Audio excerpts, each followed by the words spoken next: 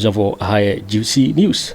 Mema Ubibia Akwaba. Latest hot and kwa Aramede Bremo.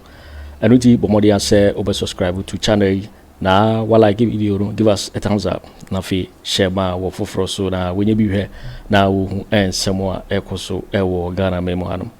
Afi yembura ye en semwa abeto ye pono so. Inti sa report ya ababetudwa mama inti. Utwa wani hwechi aboawa. We bedru baabi no na o manfo so sabi owura college dauda yesi pani ne to san na ekọ nkwala di ono sabi baabi a wadru ebere kakra na pani ne to asa na fi aba odi si koso na koso ebe hye unkran ya bo aba so na me gina we so na bako owura Sammy Gyamfi asemo a na no yenua Kojo Kyeremanteng na asemo na ma je Sammy me ma je se nya dia meka bi kura sanse NPP or strategy be, they always cause you onto a certain diversionary path. Instead say a body away who they would na or more diverted the course. Na fe attention or the young could not be young na fe a papa na wo home. Na fe a daddy say one am now to yeah. But almost say now obon some unim se or fat Roman forso Owusu ama nyamsem so akata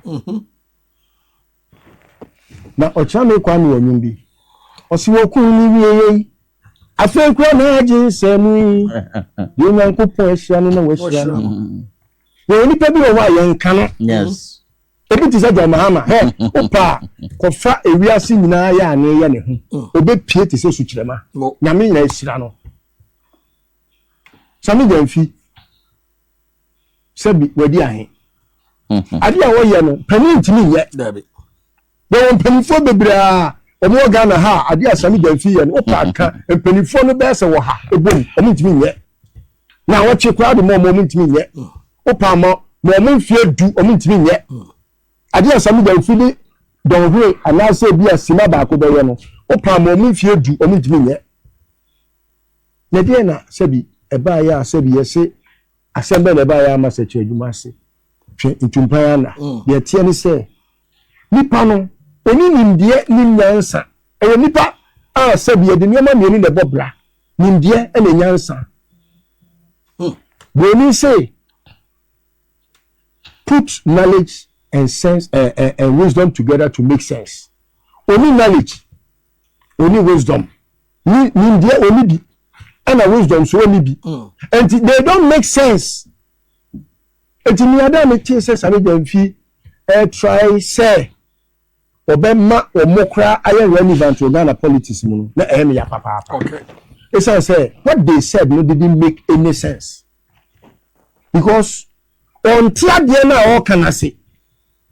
Na me ko baby we is legon na me din komo. Ena everything penny from you. Akoye no say eh na enka presenka your friend is me say abena Kojo Kyeremanteng na o press conference no one ko share Sammy Gyamfi or joy because joy dey say me fie aha so we ka chem say me dey say fato kan ni the fata wan ana kabiru na o we ni mu a aso we ka chem ni no ani dey say fata kan ni amen na say Kojo Kyeremanteng pa be kwa Kojo ni dey say Sammy Gyamfi ni mu dey ene edi kabiru no fan kwaje o NPP ni agene ya pani pa NPP ni pani pa no ka jem say nim dia se mfata kani na wo be hajo Mahama gudo Mahama hu fia etimi de be pa me samre fie na me say opani o ka say kura che say adwene no emu ha eso ni ma yaka enti mezo me na me baby ono kura na mtim baby na betra me nche o fi so obetimi de adwini wei abe fore enti no asema me kan nyina ne se board no akoye ade a etiti NPP amayukuo no a omahu se there is nowhere ometimi anya mu kabie bia because adwini nko ene nyansanko na we de nyankopon adom do Mahama abanya eba yi kan hu se okofie no sabi okoye agibia de ni fe no correction nsiesie so wo tro bibi for classroom where assignment na wutia na teacher tro so say correction enti de wutia no go and correct them enti nsiesie okofie no watena sia hu se da bi me mampani no na sinto bi wa ha na aha say nka me ye me tricky ni kakra ka be yi route na me nam so a me fa ha ebesi ha no se nka me fa ha enka be boa me empanifo se kwantia ye musuo obi a me ko fa kwantia bi so ena ye musuo ma me tie say no ma me fa kwantene ne so for decades of our life as a country ye nyansa say ye gold a ye tu a eye fama gudia eno na eye ye nsi ati ba ekwan be ne betimi afa so a ye betimi atowa nya so fa so mati mamu ni ga na ni omanfo anya so fa so it took Owura Mahama any Owura Sammy Gyamfi Owura Ato Forson any openia owo Bank of Ghana Dr. Siama ena mo tena si na mo si nkonya na mo hu se da bi ya to ye fama gudie ekwan boni so ama Ghana kwampo no ye nya ohamu titemu enum mpo meanwhile gold aye tuo de ya to nyina wo Ghana ha no kwampo no enu 5% of the gold deposit in this land of Ghana etikwa be ne be fa so omu so adua na omu come to conclusion say eni ese ne ye to ye kokoo no na ye fe bibi kokoo board no saa so ne ye fa so ne ento the gold and I mean no ka say your foreign reserve I do say 13.8 billion that's the reserve so gold board record time onyan faso say ya adwumaku a onyan faso but twi de be kasa faso sika say na beto futuo 916 sika say no mo so edi twi futuo na say di untimi ni o ma na de ko show kashire ya mamu boso say na won fie na twi na boso say na Sammy Gyamfi di aye de waye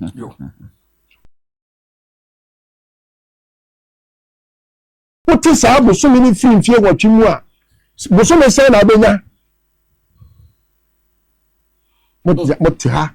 What to papa so? Bawumia na baby. Oni didie honi wie no we ka honi wie na afei kwa sake kankwa. Kwa sake kankwa. Na wasuma we ko yesei na what you akwa press conference ade ni munyama brega na ma mfaso kesi abaga na ne dollar so atia ma se bi gadi ni tinya sikati ni ko dwaso ni na a gold board and the proper management of the economy na se bi uni betira na uni sika ya ba akonhuma na dia etimi boga na fo akonhuma me etimi na sika to futuom timi bi ya kwan timi bi ye no ma go jira no say so sika na IMF na wa wuti wa kan IMF asem no kwa wo mfere but this institution da bia me kan wasem say ye de no si ye de bebo ye bra ye be ti sese bi papa hwi apa bia wo ye pani to a wa mo bra da bia wo de wo sa pan na wakọ sere na wabedi na wakọ sere na wabedi eti good board ba ya sika the timika say ya bebe ya ho akwa enti anefe na sebi adwini we adani petrim e de pretumi abedi o manso me de bia me ka che o so mo nka hyen kogu me sum de mabi nto o mo de mo de ya Ghana free na me ya abua etina and the first anniversary of Ghana's second independence na me ya abua etina we ya misi ni ama wafade anya fufuo we ya Ghana ni ama wafade anya fufuo because etina pepe na Ghana for ye fi kwa sumu a ya kwa ni ye kwa e wo ye mamu no na the slave masters Akufo Addo ni Bawumia eno na pamfo yari aba o mamu ewiase fa mamu nyina obi agija ehuma nyina egu nipa tempintin kwa ose wo Ghana ni be he ani mu a tempintin kwa na wo tini we etini sa de tuo e be to wo so ama wo twia wo yawe na e ba wiase no ho tuo covid levy sa adwini we na de Akufo Addo ni Bawumia tirim edin kwasum efie wotwe tenye Onyankopɔn na dum arakwa eno ye ya dum eni ye fi kwasum a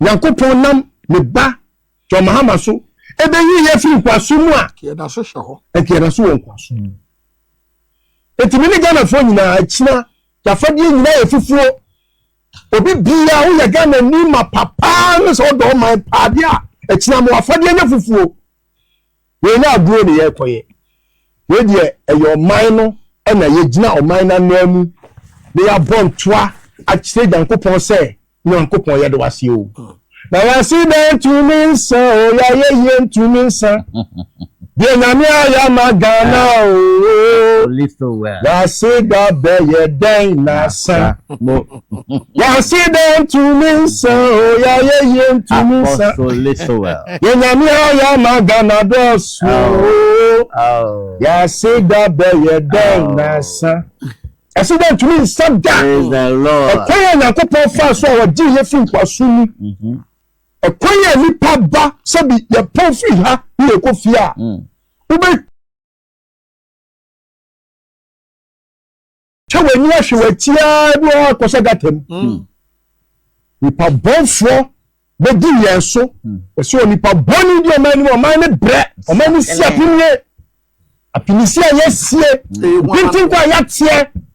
Ama mi wura ye hunu Akufo Addo ni na NPP fo nsa no ama bofo man na sebi pensioner obi a pensioner wono akofia obi ni sika kakra to wo se magye ni sika ama mpanifu akoko da ma wuwu ama boyefo awudifo ama mo ni nyame ye firi mu a ya accident ni nsa da ama hiso obi NPP ni a na no me mabo wa yira oyira ba na Nyankopɔn na sida yesi yensa dai sa na me so nsada so yan pipi ni na wudini sa ade a mo ye mo de ye Ghana fo no mutimi pa ho tew mutimi kache Ghana fo se ye pa mo tew se ye mo wudi fo ye mo wudi sam ye wukrasam eche Ghana fo a na me huso obi da so edi Kennedy Agyapong ati di Bawumia ati di be champion papafi afada amu duomati a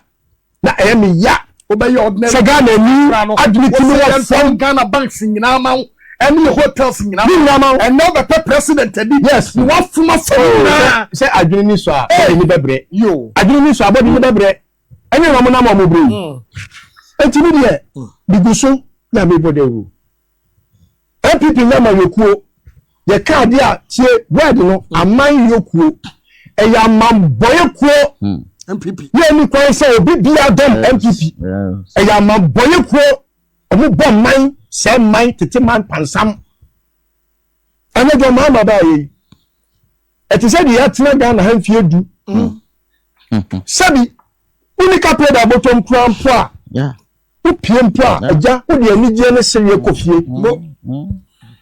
ene omo ye adwuma mpo kane no omo hu so se omo hu so ai ene petrol na se obi peso ade bi because ma smile me na say smile o say smile ni di smile e se papa o say smile o ka baby na me aduma ye be ko 15 akoye ni na wotwe eti now the Messi Ghana ni na me aduma china the first anniversary of our second independence. No question.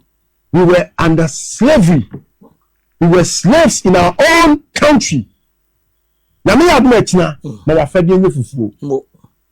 Shata fufuo. Na wo de ma wa kuma mu ni muade nyina ye awrade ayese wa yi wa fi nkwafun bi mu. Na wo hi de o ma wo ya akwa no slave master na ka che ni say mani agye wa awrade mu se me ye Ghana ni. na nyankopon obema ya fi baabia na ye wo no e de akoma pon ma bia ebedu baabi no sabi se ne na ye ka no enuma bebu bibia be ye bebre akwanya wodu anansanyam Mahama bae afi baako woni kwan kra che Akufo Addo oh yes yeah road minister adwuma wo ye minister ben me kan na me sabi tu ye nyina yefo ahobrase no wa ma wani anawa president Akufo ne kan power will trick you mo ma ye me ye ho ase omo a ye fro omo a omo mfa mo ko ufa ko na enye hwe Pacho from a tree and I text me. Now, you're then. We are minister, we name, we are CEO, we name, we are deputy CEO. Peter, there is not a single time our friend I want for. And that's what you're an American. If friend one from power, but text you be a meeting, not fall back. If you can maybe I may check it up on you. If you are not grassroots, be a hand, be a person, movie, channel, and stop behaving like NPP ministers and appointees. Listo. NDC inko, NPP inko. Me buy me no more strike appear. Me who say NDC more down soon. The ministers the real be who wow. FKK. And my mama yeah sabi NPP minister for my me bourgeoisies. NDC bourgeoisies. Asemi ya wo share mo pani no Rajo Mahama akwa na ochia no nsuura na ochia no pa hu fi pase obechia me asemi ya o sada okra na opeda asemi ya wo kan memfa ketwe nsoso there is adie bi koso under axle load which is under Ghana Highways Authority yeah now there was one guy bi and your friend Majid na owakom MSC no ojina court for chrono under axle load. I think you mentioned it before. Mate say ye yiga no de ne ko keta se won ko he. Emma Ghana Highway Authority eco meeting. Emma there was a serious banter between the CEO and the general managers for axle load. Na yete asem no say the Majid eco Ketano, yes, so letter. I decided to call the CEO of Ghana Highway Authority. You see a friend of Malam Issa Sassain. And when him say, I have been calling the man for more than 2 weeks on picket call. Mature messages upon messages. One reply mu back. Emma me control BB Crow Facebook. But me catch Malam Issa ene sese womu edi Majid ekoketa na brantie no wo make sika Majid na ono ono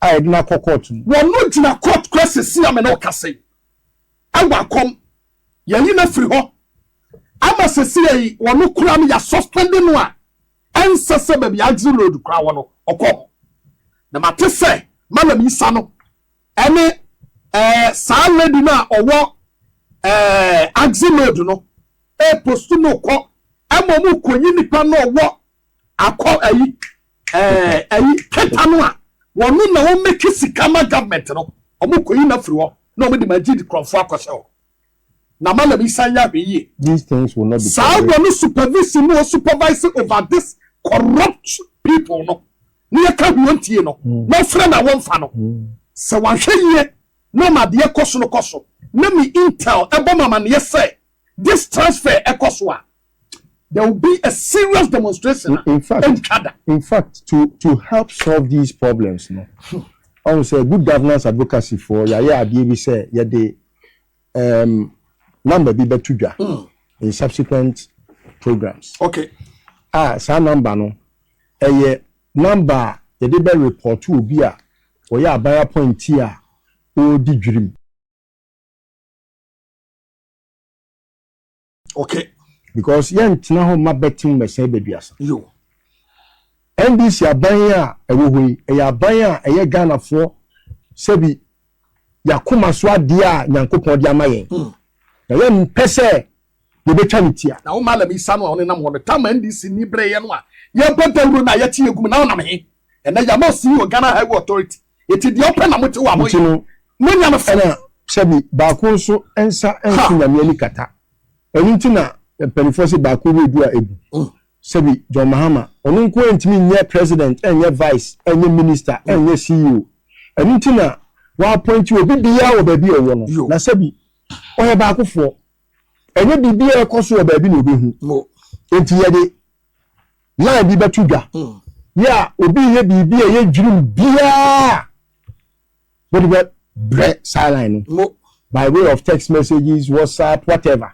What the baba na yabo exre ya kwa komo mampani enti bosumi bia de ebenya no be compile na ya komo mampani se na be ya de ohu obehu ebi o krampa o de ba ya ye hwe na very sensitive a de be ko we be make sure say de be ko o mampani so o yesu tiefo ya na so da form because so tie de ekoso o ba bi na one way I want you be tempted to believe say hey o mampani kro bi na o ni hu bibi ebi kwa na o ni say ne be ya NDC betina ba mu ache na wo matimi aboa magana mpuntuo ne nkoso akoso na adu mpempenso a sabi ye betimi anya de ye pe wa ban ho nti no ye decide ye ne be ba betudwa but say ne wo dia tudwa yi be gidi say o mampani enta obeti konkon sadie enya de papa we wo dia tubadwam enti akokon so ka on tubadwam ba akokon tubadwam na opese obi ahu ni kosua ni kola enti se we kosua fufuo na ato ya obi ahu enti we de pani anim so ahwene ati a ebi nyira enti ni gidi say o mampani wakan obeti na de ekoso no ohun NPP for strategy bi oba bedada say minia wo de wo obehwe ohun okasa obehwe po na o ka chew say wo de mpa bibi nkofie bu fiefo be di watem ye nwure mo na Peter so ko make sure say NPP ni efutuo ya o de ma wo eya hitofel nyansa mane nyankwase asem anya sa ebedu ba bi no na wakotie efutuo no na wo de akobo kro no na wo ne na ye pe wo besa gina wo kro no a waboso e de aba be campaign e de atia wo ebi wo Ghana ni be ka se million no ye pe but the difference is clear. NPP ni NDC the difference is John Mahama. Good. One year can be for ene. Okay. It means sabia no enye mo guide. The odi akire no on share the odi kan nantie. Peter. Boama. That's yenchia Ghana for bio. Yenchia metema shipyard. My phone na me ankasa me boss CEO or Tama shipyard Alaje Osman Suleimana anything nyina nyimre ye den chia so nko emobia na ya ma obibia so official fa me chia list wen so list lo ebo dwuma pa ene na dwuma ekuo no me nuana na ye be kasa wa achie meka good book kakra ama kan 1 year no so kakra okay because me the video be buy nti me kan good body we are ya boss video no okay omo bibi Ghana for best sram pa ani di baby a yadu wo man yo no o man pani dun dramani Mahama mamuni afana ne yani na ban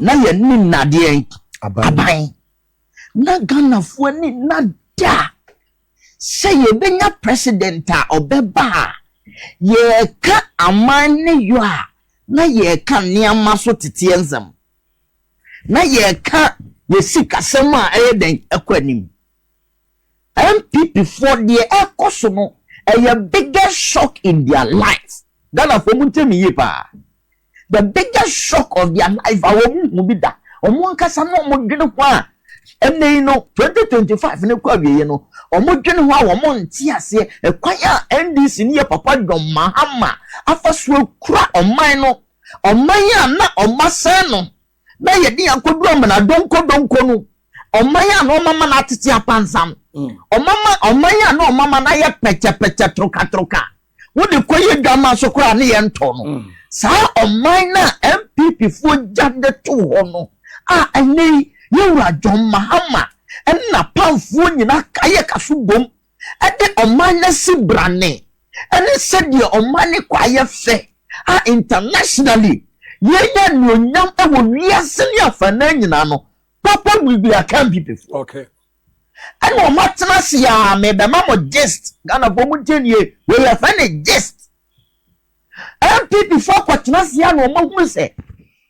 I dear Bakua in economics, your friend be homegrown policy. Okay. Oh, IMF for Nam Hosano.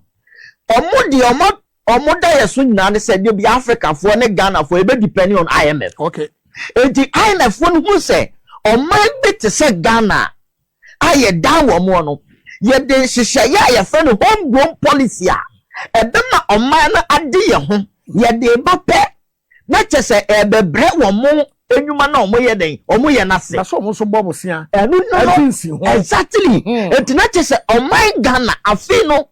And I say, Empreno, a bunny yen, she say, you beer. And then my idea, who I am called IMF being. And the NPP for not done, Junior, no say, gold board, do I hear John Dramani Mahama at the buyer. Our dear, some lawyer, Sammy Gyamfi, and then a court one, no. And such Ryan and Centrania. You are Sammy Gyamfi, the gold board, and I know. So NPP for a man, sorry, and tear you are Sammy Gyamfi. Opposition amount for because on the 30 years. Omubada opposition 50 years. No, I shall add the prophet in the baby. Okay. Ghana for Muntian, you may say, Mamma just. And tomorrow say MPP for Kasa. Akoye meeting na woman who say, Adia Nansa for doom you know. We have the men, economic management team for no. And Nansa for doom you know. Our man to me alpha and fear what anya no. Akokwa Sammy Gyamfi ade bosome be se du ade abeye ade a enyansafo du mienu o man tumi amfa emfie nwotwe anya den anya entiene emfaso gold board ne die ba o my Ghana ama international fo hu se o my Ghana din sise ye biaba aye friend gold board a gold na o man ye wono enne ye di nyansa to ho a Omanu enya sonfaso na ema oman Ghana fapemo pa ama yesi kasama gina brane enti yan sore ne nkasa bibia ye kwa MF ana de atoso biom enam saa yosunti no omampani John Dramani Mahama asini pia kase next year June ye ka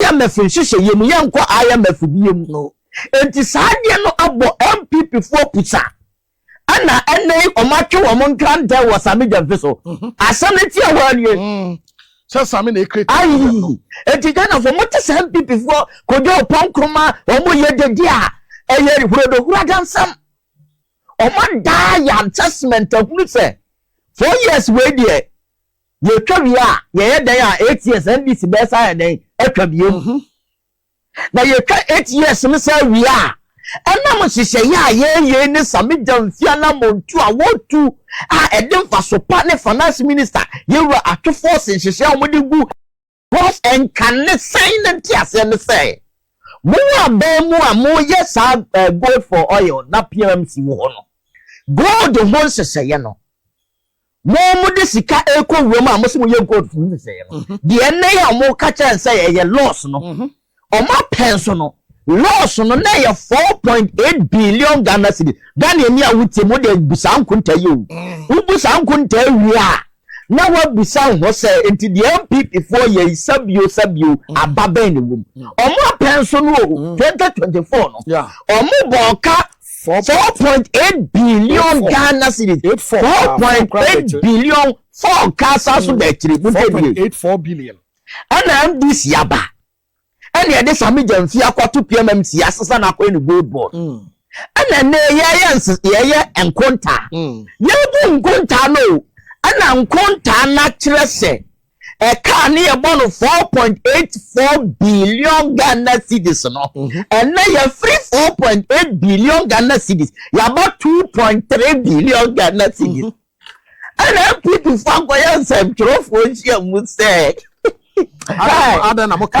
Abofro sam wo krom hapa. MPP for ko yan sem trofo se Esamtrofo nhyia mu say Argentina Sammy Gyamfi ate ka no so every 4.8 billion Ghana cedis and odi about 2.3 billion. Ghana for say no yare o. Eti Kojo Kyeremanteng dedi awoye na gold bar aboka no gold bar aboka ni nyina ne say omo pension omo bo Ghana for ka 4.8 billion Ghana cedis for sanfo da chiri. Ana Kwaku Annan Sammy Gyamfi and this 4.84 billion no everyone yate so about 2.3 billion. And think about the saying and NPP for nya kokodro see akoye press conference yakoye show for chemu yankotwe abranche Sammy Gyamfi so direct so omo man na oboka wonim say abranche a wo save wo man oka within the 3 years program no moye no 2022 yes 2023 2024 ebomua omobo ka 80.99 billion. I am telling you within 3 years. Yeah. And Akufo Sammy Gyamfi na mede na dom o man Ghana abentie seseye ne ahofama o de kwotena gold board aye seseye tu anamon aboa masa sika abafom enye sa abafom kwa ye wie ya anamon tu o 20 for the first time in our political history yanka CD depreciation yanka CD appreciation little well aboka 8 no be that our man Ghana say affliction ye hwe yen sika sam CD no a yen kasa e CD depreciation na mom ye kasa yen CD no appreciate e be see that na gara for mutie just that to be sa de we na people fat na se adwene a wo montias sia enye yeda sa eba ne sen na wo yen kwa de etima sa de we na montie de omo ye Zesia no mahunu say amamuo no a NDC John Mahama ne empenfoni bu no. There's no way they can make any correct comparative analysis. Enti ye fa bibi e wo life no ye fa bibi katashe. Takashe. Enti Ghana for montie o. The NPP for ye ne ye fa ne takashe. Omo we say omo in argument form no de ntina kwa na a woni Sammy Gyamfi go tia ye no wo wie no asa tale ni wi ase a oba ye nyina communication na wakwa ye tough pan so kwa tia Sammy Gyamfi and people for not say omo tna say they cannot match us on any policy and records analysis na so omo de takase o be ka den de na wo be ka enti de omo ye se wonnim won tia se wo tia chie na utioma obekase ni NPP NDC for na Sammy Gyamfi na Sammy Ghana for mesramo no kura biara nim Sammy Gyamfi Akufo Addo sewu oman no na nei yensidi na ho de agina and na yan international reserve ebinsi da aye $13.8 billion so $13.8 billion no NPP for as at 2024 no na aye $6.7 billion and na ya yele times 2 within our first year. Sanyama we na people for tnasia wo modwene ho a on esisi so mo say ye free obi economic messiah ye free obi economic whiskey ye free obi say wasunyansa kuku in terms of economics e ba ne sana sanyansa ni nyina the fantastic team the solid team what a solid the economics aya team sanko funi nyina ye keka wo mubo mu nyina no enne records under NDC ye wa John Mahama enne na plan for ye de ma o man Ghana no ebinsi da ye hu bi da na Ghana for montie sanka pipi na wa bemu ena nkasa records we wo manya records we ya ho enka NDC ntimi kasa okuma montie ni yo na NDC for me grassroots for you should be proud of yourself say yam memwo breso and as unprecedented record we ye dey more my Ghana some people for na wa them no munya sa record we mu half for crap and kadeda wo mu be ye wo krom ano etinya me ya adoma etna e 7th January 2026 afi pepepe aye the president Mahama si abamo ye nyina yam ye futa yenna nyame ase o ba bia wo de adu enye no nko a enne president Mahama ka kire yen say oba be dane Ghana a construction zone yeah na sa construction zone na o ka no Bidia baby a wo be fe bia no ye road construction adwuma ekoso me akasa ahafo Tapagosu Meru and the NDC Ebrana Papa John Mahama was 2015 2016 no any de kose under Cocoa Road ye kwanu kra bedu somewhat hwidiem NPP buy no hot ye okay $10 million yes how many kono mu tea no see a audit of the Cocoa yes say from aban ekwo hwidiem me say and now the video no me the video na mo have Tapagosu main road no and the construction koso a ye at fast e dia ma tepa ahafofo ye nso yate den yesu anya ye de na wo so no machines a ye de bebu kwan so me say under the big push ye mo finance minister abaso ye mo ye Kwame Agbodza minister maso here about John Dramani Mahama and half regional minister and half minister president meba all this project na ekoso ni nyina no enye wo man ya na adomo say sikani wo man ni mo na all of a sudden you know that only the interesting aspect na me chewa the interesting aspect ni say the ye nyina no public debt aye beto ya na enam 760 billion Ghana cedis no and na public debt na swate aba somewhere 635 billion boama enti o man kana na NPP abai ejato ho no and then hye pa anamontuo papa president Mahama abai e dia begu akwamu inspire project ahodo aye nyina kire no and na public debt o man kana yes wate abai papa I am telling you mo she akwaya ye we Tepago when you so busy me akasa me phone na me mo bi twa ye me nam kwan so e nam so mo twa video enra ye Tepago so me wo ye ne contractors ne kra I am telling you e mo kire say even the ye hu the ye hu no ho yes and o mu wie o mo kire say we no thickness no wo ma papa bo enra President John Mahama we a current project Benya Sule Dramani and interview no yes it was fantastic I'm telling you